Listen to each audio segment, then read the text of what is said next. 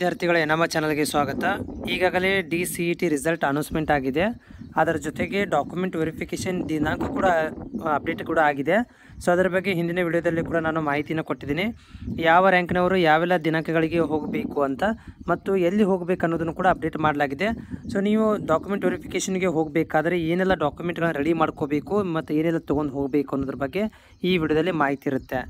Video ಪೂರ್ತಿಯಾಗಿ ನೋಡಿ. ಜೊತೆಗೆ ನಮ್ಮ ಚಾನಲ್ ಹೊಸಬರಾಗಿದ್ದರೆ ಸಬ್ಸ್ಕ್ರೈಬ್ ಮಾಡ್ಕೊಳ್ರಿ. ಮತ್ತು DCET ಸಂಬಂಧಿಸಿದ ಏನೋ ಡೌಟ್ ಇದ್ದರೆ ನನಗೆ ಕಾಮೆಂಟ್ಸ್ ಮುಖಾಂತರ ತಿಳಿಸಿ. ನೋಡಿ, ಒಂದನೇದು ನೀವು ಡಾಕ್ಯುಮೆಂಟ್ ತೊಗೊಂಡು ಹೋಗಬೇಕಾಗಿರೋದು DCET 2024 ಭರ್ತಿ ಮಾಡಿದ ಅಂತಿಮವಾದ ಸಲ್ಲಿಸಿರುವ ಪ್ರತಿ, ಅಂದರೆ ಫೈನಲ್ ಸಬ್ಮಿಟ್ ಆಗಿ ಪ್ರಿಂಟ್ ಬಂದಿರುತ್ತಲ್ಲ ಅಪ್ಲಿಕೇಶನ್ ಫಾರ್ಮು, ಅದನ್ನು ನೀವು ಇಲ್ಲಿ ತೊಗೋಬೇಕು. ಎರಡನೇದು ಡಿಪ್ಲೊಮಾ ಸಾಮಾನ್ಯ ಪರೀಕ್ಷೆ 24 ಮೂಲ ಪ್ರವೇಶ ಪ್ರತಿ ಮತ್ತು ಹಾಲ್ ಟಿಕೆಟ್, ಎಕ್ಸಾಮಿಗೆ ನೀವು ಅಟೆಂಡ್ ಆಗಿರೋ ಬಗ್ಗೆ ಹಾಲ್ ಟಿಕೆಟ್ ಇರುತ್ತೆ, ಅದನ್ನು ಕೂಡ ಇಲ್ಲಿ ತೊಗೋಬೇಕು. ಒರಿಜಿನಲೇ ಬೇಕು.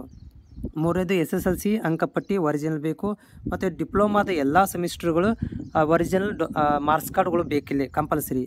ಮತ್ತು 7 ವರ್ಷ ವ್ಯಾಸಂಗ ಪ್ರಮಾಣ ಪತ್ರ, ಕರ್ನಾಟಕದಲ್ಲಿ ನೀವು 7 ವರ್ಷ ಓದಿದಿರಿ ಅಂತ ಒಂದು ಪ್ರೂಫ್ ಬೇಕಂತಂದರೆ ಇಲ್ಲಿ ನೀವು ಮಿನಿಮಮ್ 7 ವರ್ಷದ, ಅಂದರೆ SSLC ಅಥವಾ ಡಿಪ್ಲೊಮಾ ಒಳಗೊಂಡು ಅಪ್ ಟು 7 ವರ್ಷದ ಒಂದು ಏನು ಮಾಡಬೇಕು, ನೀವು ಡಾಕ್ಯುಮೆಂಟ್ಗಳನ್ನು ಸ್ಟಡಿ ಸರ್ಟಿಫಿಕೇಟ್ ರೆಡಿ ಮಾಡ್ಕೋಬೇಕು. ಅದ್ರ ಜೊತೆಯಲ್ಲಿ DD BUದ ಸಿಗ್ನೇಚರ್ ಮಾಡಿಸ್ಕೋಬೇಕು. ಯಾಕಂದರೆ ಕ್ಷೇತ್ರ ಶಿಕ್ಷಣಾಧಿಕಾರಿ ಮತ್ತು ಪ್ರಾಂಶುಪಾಲ ಸಹಿ ಅದರಲ್ಲಿ ಇರಲೇಬೇಕು.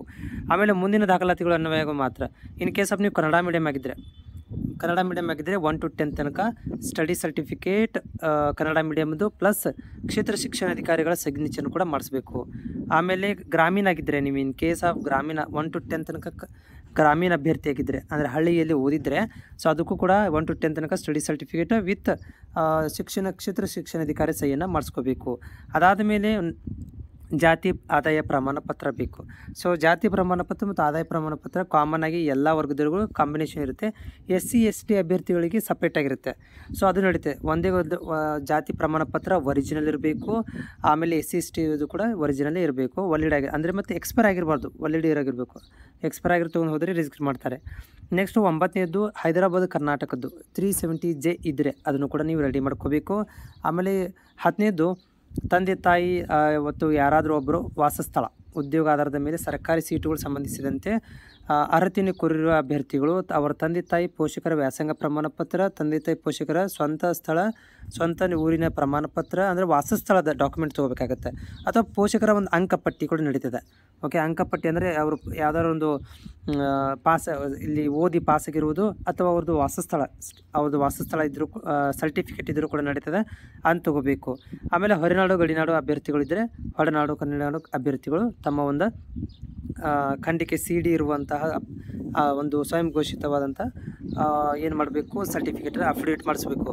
ಅದಾದಮೇಲೆ ಸಾಮಾನ್ಯ ನಾಟ್ಯ ಅಭ್ಯರ್ಥಿಗಳಿದ್ದರು, ಆರ್ಕಿಟೆಕ್ಚರ್ ಎಕ್ಸಾಮ್ ಬರೆದಿರುವಂಥ ಅಭ್ಯರ್ಥಿಗಳಿದ್ದರೆ ಅದನ್ನು ಕೂಡ ಅವ್ರು ರೆಡಿ ಮಾಡ್ಕೋಬೇಕಾಗತ್ತೆ. ಇವೆಲ್ಲ ಒರಿಜಿನಲು. ಸೊ ಅದರ ಜೊತೆಗೆ ಒಂದು ಸೆಟ್ ಜೆರಾಕ್ಸ್. ಸೊ ಇಲ್ಲಿ ಒಂದು ಸೆಟ್ ಜೆರಾಕ್ಸನ್ನು ಕೂಡ ತೊಗೋಬೇಕಾಗತ್ತೆ.